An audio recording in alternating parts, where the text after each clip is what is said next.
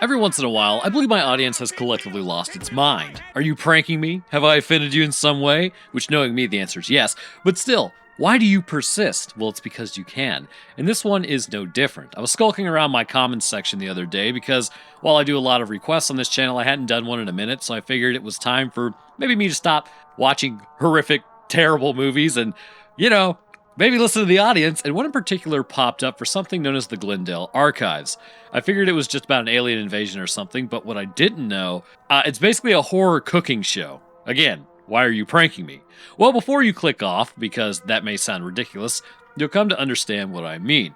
But coinciding with that, the question is, what exactly happened to Earth? Where is everyone? Who are the nesters, and why is Tricky the only man left? While we may not be able to answer all these questions currently with the information we do have, I believe we can kind of at minimum explain the patterns of the nesters and what they may actually be given their understanding seemingly of the world around them, but also their progression.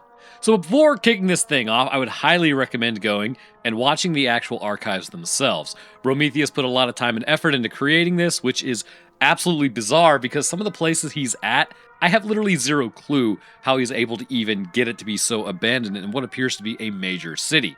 The channel is literally called the Glendale Archives, and I will link it in the description. So if you don't want spoilers for yourself in this video, then go watch it there and then come back here so then we can discuss the nesters. For everyone else, we need to establish an understanding of the day-to-day as to what has happened and currently what Tricky is dealing with in a world completely, or at least allegedly, devoid of human life before moving into what these nesters actually are.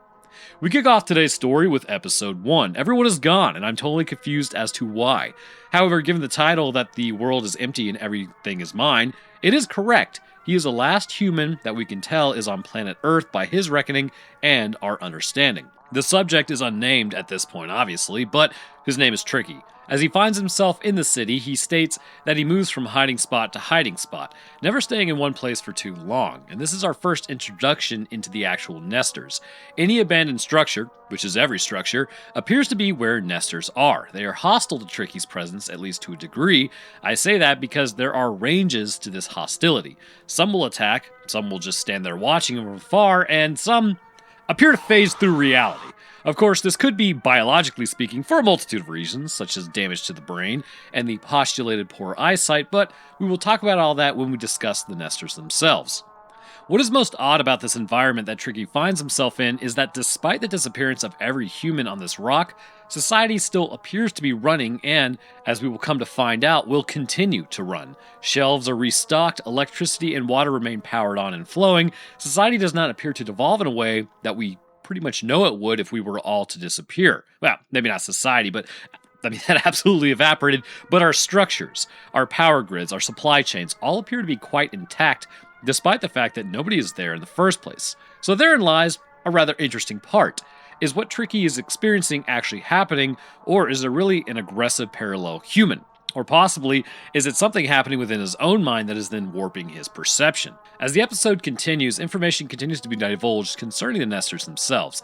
They're not animals per se, despite how Tricky will come to see them. Well, they are animals, but their intelligence is beyond that of a regular animal. They're more intelligent, almost basically rivaling humans, and they seem to remember people and places. However, they can be confused by certain tricks. That's why they call them Tricky. There is a classification established, early, mid, and late. Late-stage nesters become increasingly intelligent, but also increasingly violent and hostile, which then is directed at Tricky, given he's, there. What Tricky has the most concern over is the question relating to if these are transformed humans or not. Potentially, but we do need more information.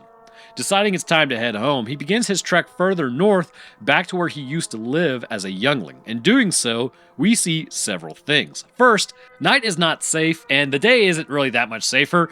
It'll be mentioned later, but around 5:30 in the morning, they seem more active, and around noon, they seem more active.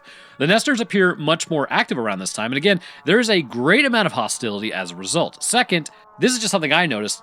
Where are any of the animals? The trees and plants are still here, but there are no birds, no deer, no sign of any other creature, maybe such as a dog or a cat. Everything is missing.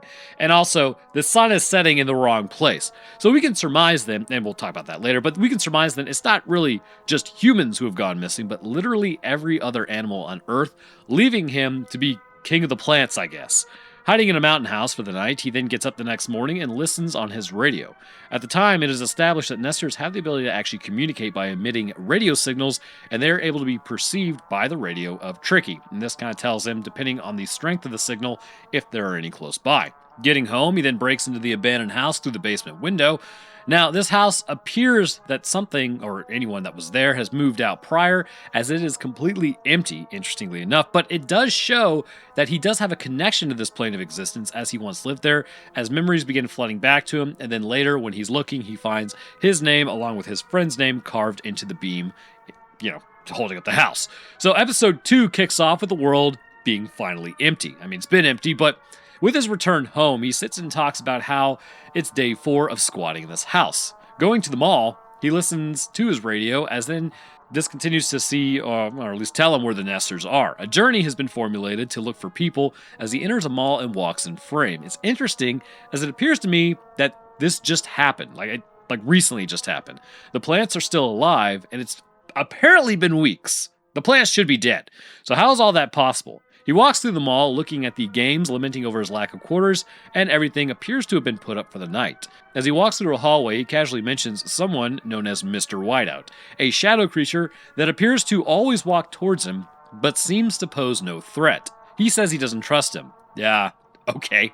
And also, the thing appears for like one frame in the house later, and just in general, it's been seen in the woods. He doesn't actually know what it is. So anyways, he heads to the next area. Concourse B is apparently how people move under the city in order to stay out of the cold and on the roads. Walking around, everyone is absent. This is the most bizarre kind of setup, I think. Like, how is this so empty? Deciding to leave, he then gets some ice cream, but he stays out too late as he has to hide in a slide for the night, as then he goes to bed there. Heading to the taxidermy museum next, he then looks at the exhibit as you can see kind of laments being the only one left. Going back home, he sees more nesters as this wraps up episode 2. It essentially confirms some of the nesters are nearby, such as in the parking lot, but don't really appear for some reason as aggressive. Having a place to stay and keeping out of sight keeps the nesters away, but ultimately he is squatting in his childhood home. You can see the loneliness begin to creep in at this point, as he enjoyed solitude when it was a choice, but now he has no option. Maybe it's not as great, so he records for an audience that is never going to see any of this. The duality of man, it seems. Again, it is noted also that for some reason, society is still functioning. The shelves are still full, the ice cream is still ice cream, the power is still on.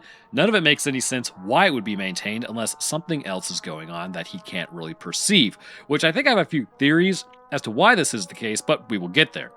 Episode 3 indicates the nesters have actually found him, though they had already found him plenty of times prior to this, so I don't know why this is alarming to him. Before jumping in, again, these are intentionally vague, like these episodes. Like, I'm not covering every little tiny piece because you do need to go watch them yourselves.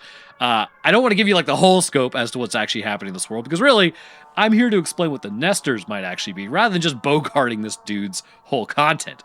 But give it up for day 8 of squatting in the house. Interesting use of the word, actually, because in reality, it's not squatting at this point. Society is gone. This is just occupying a structure. He has set up a sleeping bag in front of the fire, which to me, why not get a bed? Well, because there's an allegory for homelessness in this entire situation if you stand back and look at it objectively. Sleeping in the park slides, squatting in the house, picking locations that are free to move between to get out of the cold, all of that good stuff. And given his struggle with substances and recovery that is mentioned later, that's pretty much what I believe is his mentality. That night, he had accidentally leaned up against one of the lights in the house, turning on the light, which then alerted the nesters of his presence. Again, if you are squatting in a house in human society, and a house that is supposed to be unoccupied suddenly has lights turned on, that alerts to people that someone is in there that probably isn't supposed to be, which results in being found, apparently, by the nesters. As they appear outside, he makes sure the doors are locked and the house is secure. One of his fears was confirmed when he actually located a nester sleeping bag that he actually didn't find when he first got there. He hopes it's a dead nest, but realistically, he says the nesters never leave their sleeping bag and pillow behind. Interesting how he has a sleeping bag and pillow. So heading to a store to make some chicken parm, this is the haunted cooking show I was talking about. Hearing a noise behind the actual counter, he decides to leave the area but pays for his food, again, engaging in a practice of human society. And then he heads home. His next task is to set up a rudimentary trap for the nesters that have seen him, like a tripwire, which then causes them to trip and then they fall on a knife, or a match that strikes the door, igniting a literal bottle of lighter fluid. These are some pretty good traps, but that would probably just burn down the whole house and not much else, except I'm kind of wrong, as we will find out. Jumping over to Cooking with Tricky, he shows us extensively how to make a chicken parm. Looking outside occasionally, he then cooks by a flashlight, and then eats as he launches into a monologue about how he feels lonely. We get information on how he views the world, and Haas, it ain't great. To hit the highlights, humanity just wants to use you if you give them your time. Your boss expects every hour to be productive. Your family wants you to get a cell phone just so they can use their time to talk to you. People want to use that time for you to help them move and do whatever. Fundamentally, what appears to be a human standard, which is socialization, seems untenable to Tricky, and instead, he sees it as being used. He continues talking about his substance abuse, and really, it brings up the question that we are all forming at this point. Is this guy an actual reliable narrator? Is what we are seeing actually reality or a warped version of it? Initially, his understanding of the world was warped to, most people, I guess, because socially humans don't just appear to always want to use one another. And I get. Somebody's like, actually, Roanoke, they do want to just use you? Yeah, okay. All right. So, yeah, and being nice to people will also technically be considered a form of manipulation then. You put your best self forward, and then you're socially accepted. Except people with this mentality also seem to fail to realize you do need socialization. It's not a suggestion. Your brain will physically deteriorate over time without it. So, by you socializing, though it may be a situation of them feeling like, or them basically using your time, I guess, you will also get something out of it. It's a mutually beneficial situation. So is the body also manipulating you into eating food and drinking water for your own survival? Like, it's all just a matter of perspective, really, and any side can be argued for different reasons, but I just know that guy's going to show up in the comments. Anyways, Tricky's dilemma is no different. So concluding his monologue, we see one of his traps did in fact work. Going to sleep that night, he is woken up by screaming out on the lawn as one of the nesters got ignited and then burns to its end in the backyard. Episode 4 kicks off with Mr. Screams over there. Tricky then talks about his substance use some more, as well as the trauma and grief associated with being in this world. Lamenting over his current predicament of the world, it then hits him. He wanted to improve his worldview for a while, but he doesn't actually know why he did in the first place. Perhaps it was others who expected it out of him, so he expected it out of himself. Or maybe it was within him the whole time. He just isn't sure at this point. All he knows now is because everyone is gone, he's just allowed to not get better. He doesn't have to push himself any further to try and be there for people, and he can just be what he wants to be. Wrapping up his monologue, a nester is in the woods looking directly at him with its mouth open and their hands on their head.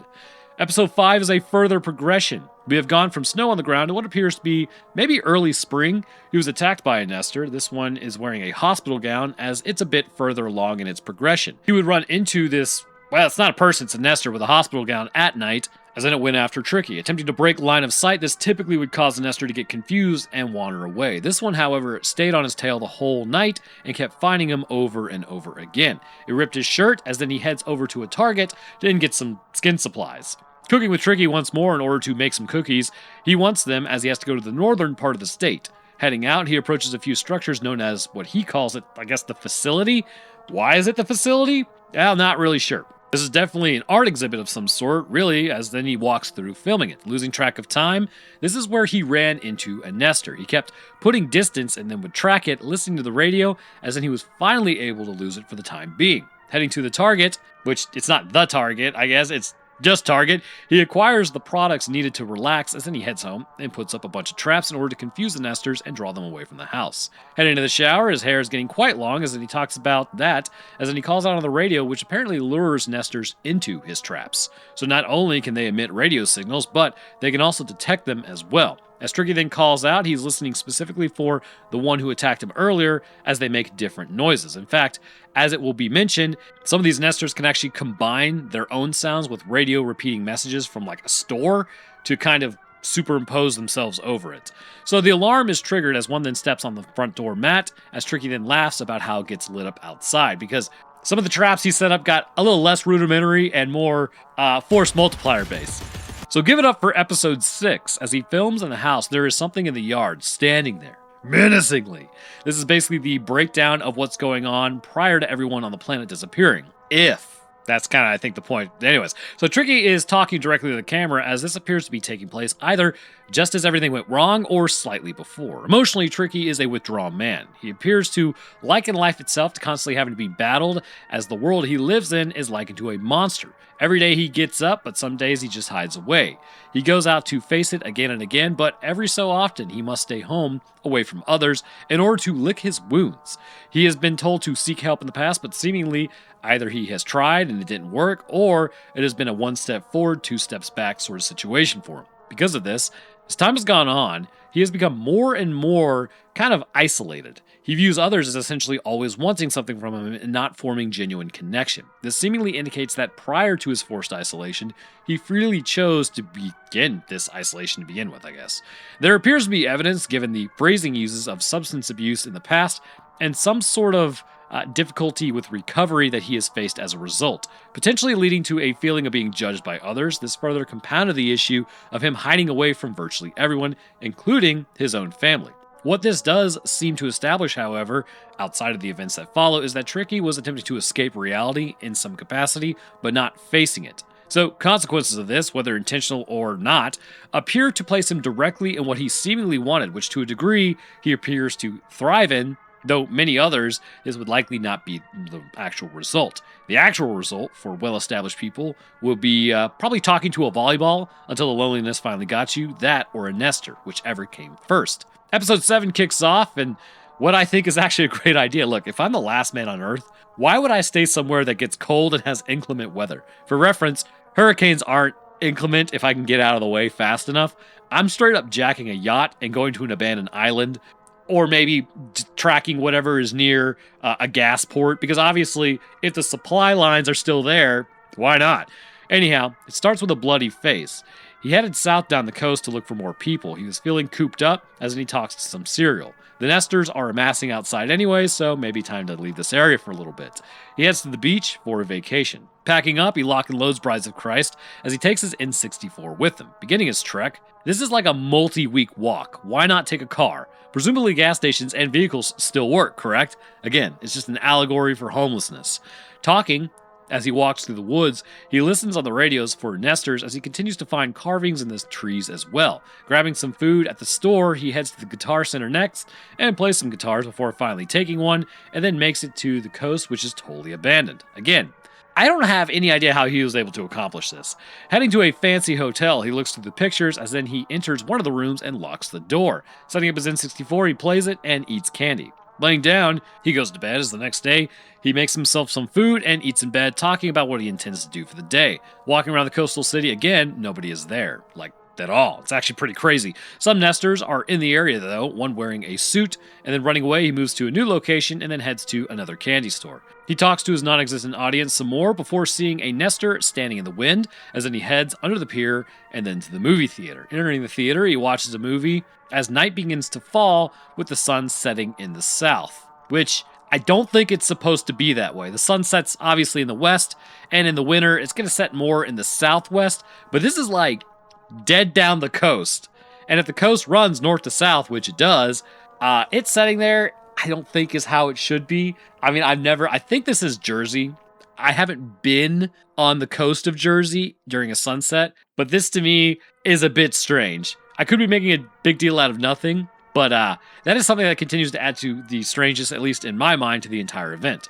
So waking up that night, you know what? Before waking up that night, if you're in Jersey and you clearly it's spring or maybe even winter or like late winter, let me know if that's where the sun sets over there, because I'm used to the beaches down here in the south, and it's like always behind me setting. Anyways, he can hear a noise out on the coast that night. Waking up, he finds a speaker where the wire is actually running into the ocean itself. That's also a bit odd, as a nester then approaches him. Finding his N64 controller out of his room, he brandishes man's answer to the nester menace as he searches said room.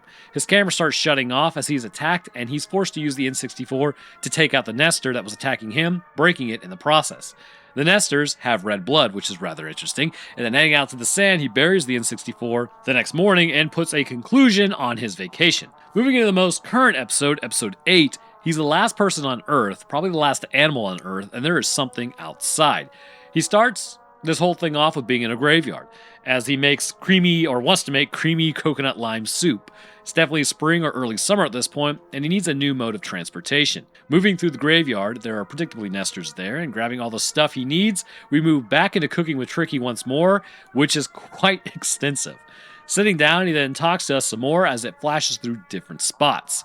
He wants to get a bike and put mirrors on it to, confuse the nesters and have a force multiplier in case they get too close. Along with that, he wants something that he can then drop that will emit sound and confuse them. Jumping down into the basement that night, he stays down there when he feels like something is up. He has concocted a radio antenna that is directed rather than just, a radius, so he can actually hear what direction they are coming from. Attaching it to an RC car, he begins his trek through his yard and listening to one.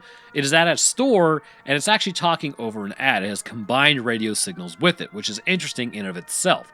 As he notes this, he listens for more, specifically the one in the hospital gown. As he writes down in his log what he is hearing, he wants to understand the sounds they emit so he can see who is dangerous and who is not. As he does this, one can be seen on screen saying hello and waving to him. He says to be wary of that. Some of them are in the mid-stage. They will actually talk using words and lure you out. It looks like it has a difficult time controlling its body as it spasmodically moves and talks, which I want you to pay particular attention to the hands. This actually denotes there could be an issue with the brain itself. Anyways, turning off the light, he then goes to bed for the night and thus concludes for the time being the Glendale Files. Hello and welcome to the wild speculation portion. The reality is, we know very little about these creatures and what their purpose actually is, except I completely know, so you should definitely stick around because I figured it out halfway through writing this. But we also don't really know how they got here or by what. Because of this issue, the only thing that we can actually do is look at the nesters for what they are. They appear reclusive and violent. They will attack Tricky, but weirdly enough, despite being attacked several times and existing out in the open environment with these creatures all around him, there never really seems to be a successful attack. Well, kind of successful. Like, you would think at a certain point that if the nesters were actually trying to take him out, then why does the one on the beach just stand there? Why does the one in the hospital gown follow and rip his shirt, but does nothing else? Why does Mr. Whiteout approach and then leave Tricky alone? These questions raise many points about these creatures, I guess, that I find, and probably you as well, pretty bizarre. But I think I do have some theories, as I always would, on potentially how this would take place. And to understand that, we need to adopt the idea that the devil is in the details. This requires us to ask ourselves quite a few questions, which I believe will actually help to make sense of what the nesters are. So the first question is, was this actually an apocalypse? The question, I believe, is kind of one of the more important ones to ask, because when we look at the environment, there's no lead up, and the consequences are seemingly gone, as well as, was there even one in the first place? So let's imagine for a moment there was some sort of illness or sickness that took hold on this world. If this was the case, then where are all the burned out cars? Surely someone would have converted into a nester somewhere while driving, right? Or the stores in general are a huge clue, and that all this is pretty much instant. If there was some sort of situation where people are slowly becoming nesters, believe it or not, actually World War Z is a good example of this. Of course, it could just be New Jersey in general, but the stores would be absolutely inundated with people attempting to gather supplies. In an effort to do so, they would not be careful about what they took or how they took it. Yet when Tricky enters any store whatsoever, the shelves are neat and orderly, and there is nothing actually out of place. As he moves from place to place looking for shelter, he notes that in many kind of areas that he's searching concerning the city, you would think that a place was empty, but a nester would be in there, hiding and watching you. After all the locations he has gone through and attempted to seek shelter in, still, he runs into absolutely no human. Later, when he enters the mountain home, still nobody on the outskirts of cities or even in the deep wilderness seeking refuge from some event that was taking place. Everything, everywhere, no matter where he moves to or from, is completely empty of your 100% homegrown human.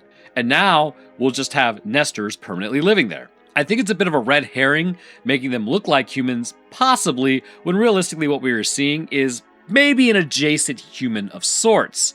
But we're going to kind of talk about this heavily here in a few, so like I said, I think I figured it out. So the second question that will explain what has happened here is, where are all the animals?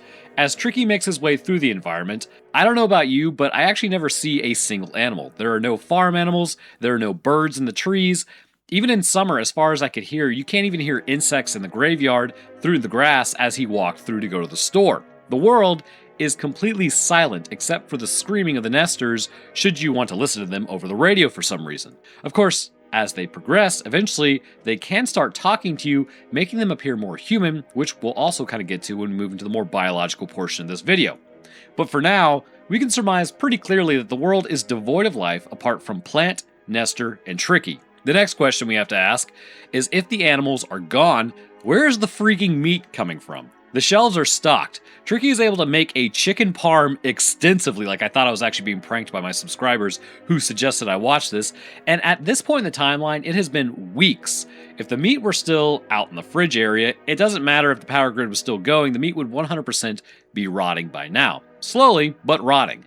This means the meat has to be refreshed along with everything else on the shelves. Everything is very clearly being supplied to the stores. The power grid is still running. Society itself has all of its basic functions that Tricky would find comfortable enough. However, unless there is a Nestor union out there diligently working for one reason or another, this should not be the case. Entropy is not a suggestion. It is a law. As things run unattended, they will fall apart over time. Humanity is hilarious because, realistically, we are always at odds with this universal fact. We are the only creature, as far as we can tell in our immediate vicinity, that resists the law of entropy to the scale that we do. Without us, nature does take over. Power grids would fail within weeks as the systems in place would run unchecked, and without maintenance, this is just the standard. Trees would fall on lines, pipes would burst due to the cold of winter, food would rot on shelves, and yet we see none of that taking place.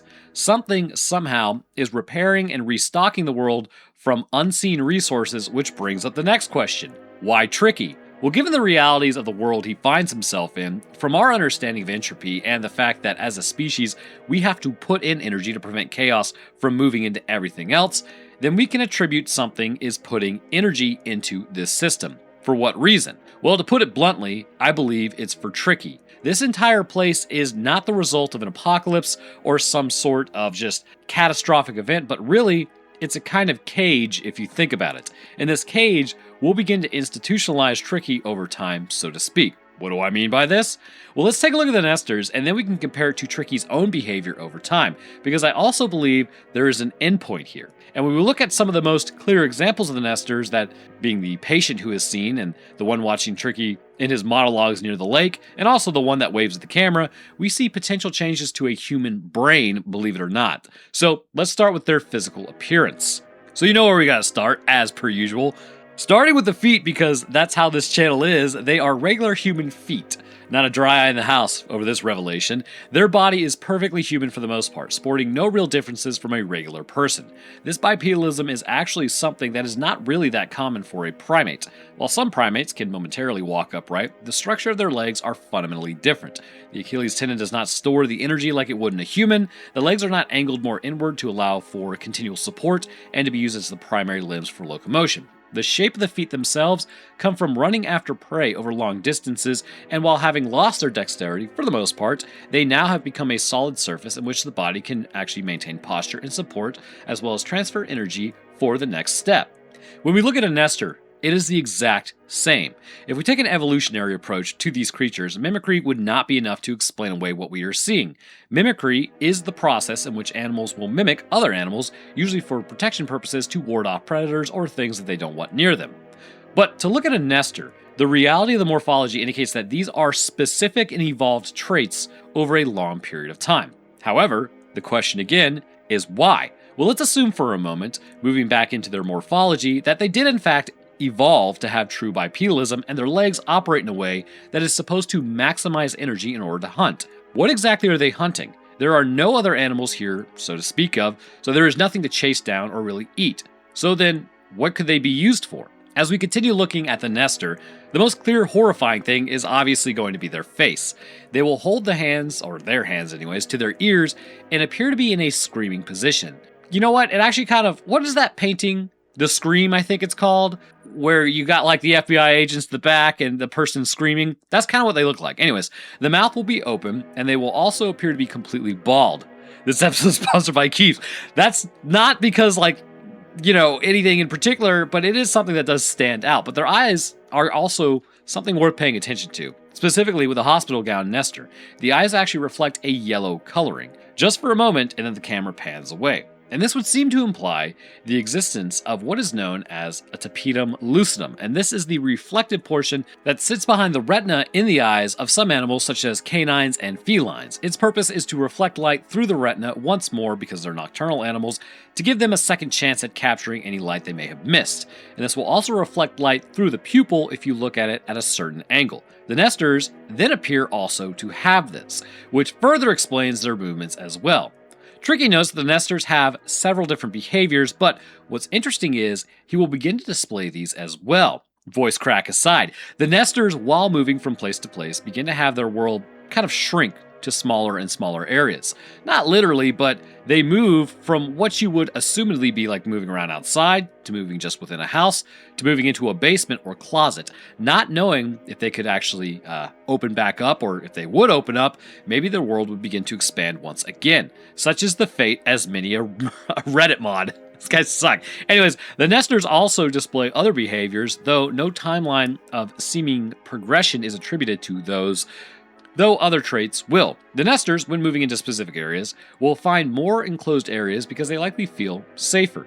They will begin painting on the walls with something, and then we don't know what the something is, and they never really leave behind their sleeping bags or pillows. They will become aggressive if you invade their space also, and they seemingly only like to move at around the times of 12 p.m., as made mention by Tricky, saying he likes the idea of being inside making lunch around that time, or possibly around 5:30, which I believe is actually 5:30 in the morning, but he doesn't really specify. And given the actual level of nesters out at night, this would make sense as to why this is the case. Again, the aforementioned tapetum lucidum. Now, by Tricky's reckoning, there is in fact a progression point concerning level of potential aggression. While some nesters will actually not openly attack, some will. And given the spasmodic events of their body, there appears to be issues with their brains. Which, do not worry your pretty striped head, we will get there. But there is the early stages of nester, which I believe here is, well, there's actually an earlier stage than this, but there's the mid stage where they appear to get more aggressive, and then there's a late stage where the nester can then begin to talk to other humans, luring them out by Tricky's own words. So let's pause that for a moment, as we have to ask ourselves, why human language? Sometimes when the nesters scream on the radio waves, they appear to create somewhat vague human noises. They also appear to somehow emit radio waves. But do they really? Cue the Vsauce noise here. So I think I've kind of beat around the bush long enough. I think I know what these things are, and I think I know why they are here. This isn't just a case of Tricky having some sort of mental breakdown like I've seen videos saying, or maybe he's just seeing the world in an isolated way. I think Tricky is literally in an alternate dimension with these things, and we are seeing in real time this happen to Tricky. First off, the nesters are human. For the universe to not fall to entropy and everything to continue running, something has placed Tricky here intentionally. He was plucked out of existence by, let's just imagine, like the solitude deity. He gathers up those who truly want to be left alone and then gives them exactly what they want in basically what he has as a pocket dimension. This pocket deity will then interact somewhat, but that is likely what Mr. Whiteout actually is, given he's just phasing through reality. It makes appearances over time to check on its new toys, but it keeps its distance. The nesters themselves are essentially humans who have been there longer. They were people who felt exactly like Tricky did. I mean, even if you look at Tricky, he doesn't appear to really be spiraling at all that badly at first, which I definitely would. And given his isolation from humanity, which again, this is just how he lived his life in the first place, he's doing quite well. But brother, the consequences, they are a-comin'. Those who have been here longer, as it's claimed, are simply those who follow the natural progression of devolving in this place. You can look at the influence of this pocket dimension on humans, much like gravity working in the universe. There's an all-encompassing, ever-present force that continues to act on every human place in this environment, and this also might explain the formation of the tapetum lucidum and all the other sort of morphological changes that would then begin to take place. But this force is insidious at first, but eventually you display the same predictable behaviors and morphological changes over time. For instance, how did Tricky figure out the nesters emit radio waves? I mean, he likely didn't inherently know. He picked up a radio and called out before finding that the nesters are doing the same thing. Probably a pretty normal thing to do, honestly, if you're trying to find out if there's others. Later, he gets on a radio and continues calling out to actually lead them into traps. Fundamentally, Tricky is doing the same thing, nothing different than what the nesters are doing. They aren't emitting radio waves. They have their own radios that they use, and were trying to do the same thing before they progressed into what they are, which is very likely going to just be a leftover trait from when they were more human. And then they've done this so long that it just becomes ingrained into their behaviors even as they devolve. The pillow and sleeping bag are also a massive tell. While pretty good for a pick up and go method, what about if you stay in one place? I don't know about you, I've slept on the floor in a sleeping bag. It's not comfortable. Your hip hurts. Tricky has been living in his childhood home for months now, and yet he still sleeps in the sleeping bag and has his pillow, literally noting earlier that a nester never leaves these behind. Clearly, neither does Tricky. And I think the most clear example that humans become nesters the more time that is spent there is in the final episode. As Tricky sits in the basement, he begins to tell everyone that it just feels safer in here, and how he really likes being down there because there's a deadbolt and then nothing can get in. He decides to go to bed, and if you look at his eyes, you can kind of see that they're changing somehow. Now, it could just be the lighting, but that's not the main point. The main point is that Tricky is displaying behavior increasingly similar to the nesters themselves. He has further isolated to the basement, which is exactly what the nesters do, and he keeps his sleeping bag and pillow with him always, which is what the nesters do, and he talks on the radio to them and uses it, which is what the nesters do. Bro is straight up changing into a nester. He just does not realize it yet. So I propose there is a early, mid, and late stage that exists, the pre-stage. This is a human who has recently ended up in this dimension. They were picked specifically because of their behaviors in the regular world and then dropped into this one, getting presumably exactly what they want. However, too much of a good thing sort of scenario. As Tricky continues on with his regular lifespan, he begins to show more and more traits leaning towards becoming a nester himself. But what sort of impacts would this have? Well, those who are in the pre-stage are human. They are Tricky. They had some proclivity earlier in life and have just arrived completely confused as to what they are here for or why these things are around them. Their world has changed because their universe has changed. They will be completely normal apart from desiring more alone time than usual, which is what Tricky did in his normal human life. If you ran into this person, they may seem a bit off or non-friendly, but there would really be nothing else really to note about them. The early stage is when changes begin to kind of creep in. The person is human, and they would believe that they are just surviving in this world, but behaviors begin to arise due to the isolation they face or what they would believe is related to that. See, social interaction has a stabilizing effect on humans, and without it, our brains can actually start to form some pretty bizarre patterns and behaviors, almost compulsive and obsessive, actually. Paranoia is known to form. So actually, back in college, this is how quickly it can happen if you're like a high social person, which I'm a high social person, so, take it for what it's worth. Tricky would probably outlast me.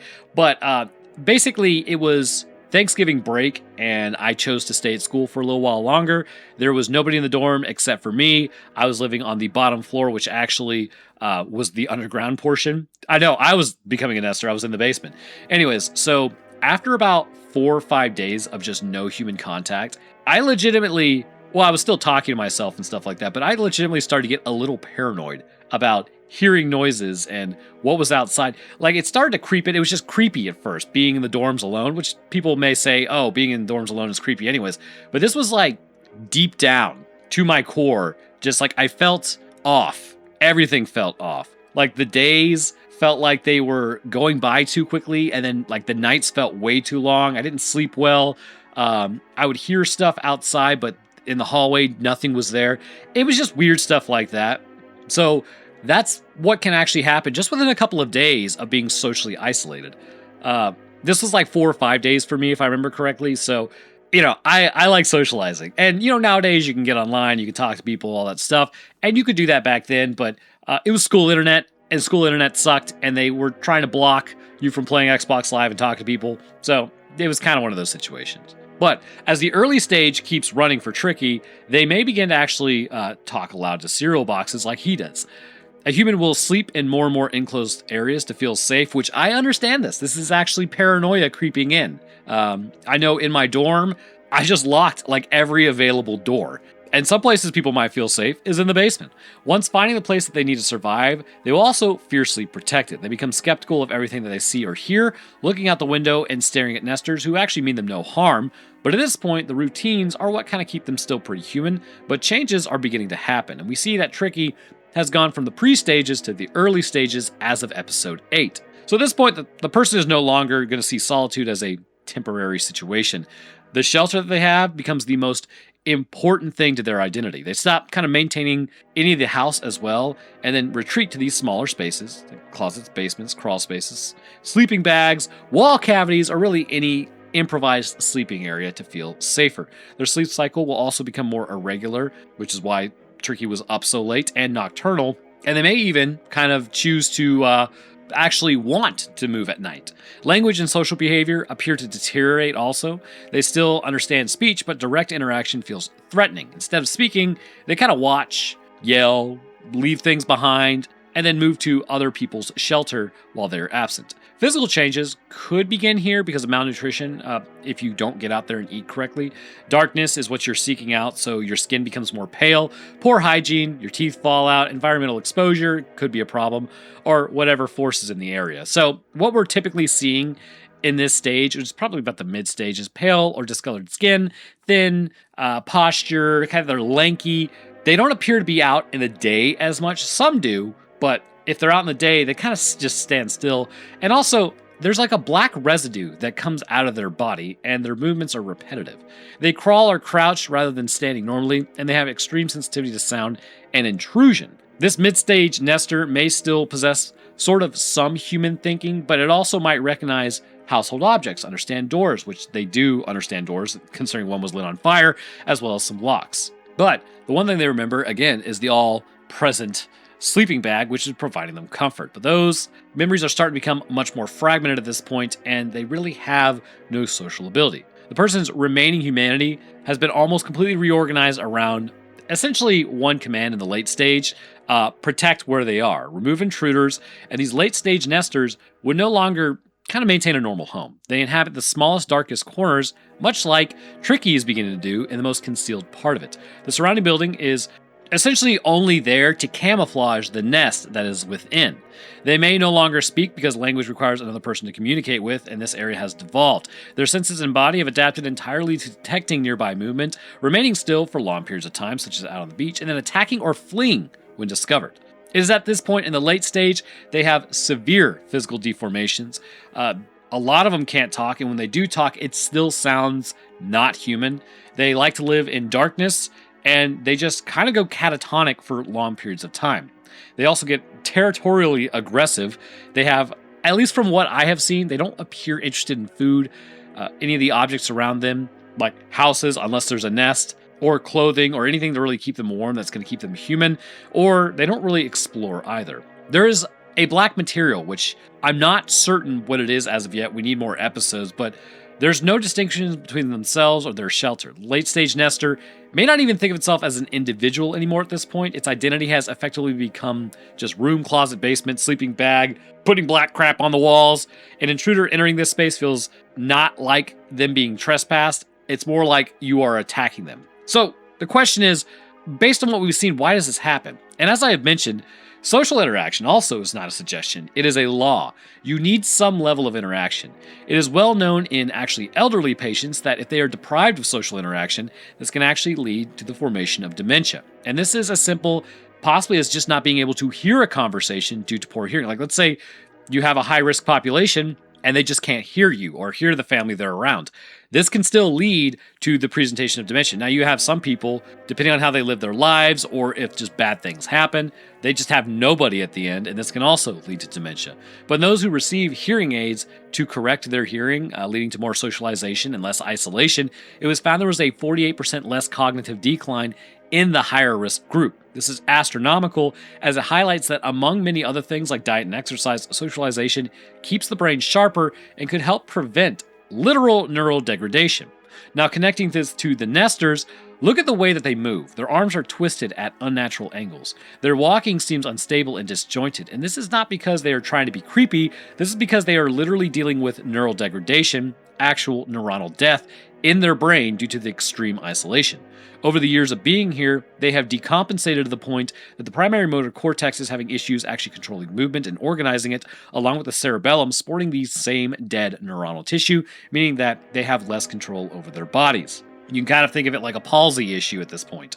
But these are humans who are struggling with dementia the more time goes by due to their extreme isolation that they probably initially wanted to exist in the first place. But I can hear you saying, well, why don't they just interact? Well, unfortunately, the nesters probably don't make great conversationalists, but also because still, the human that gets dropped there may not even want to. They don't really see it as an issue, I guess you could say. We don't see Tricky fiending for companionship.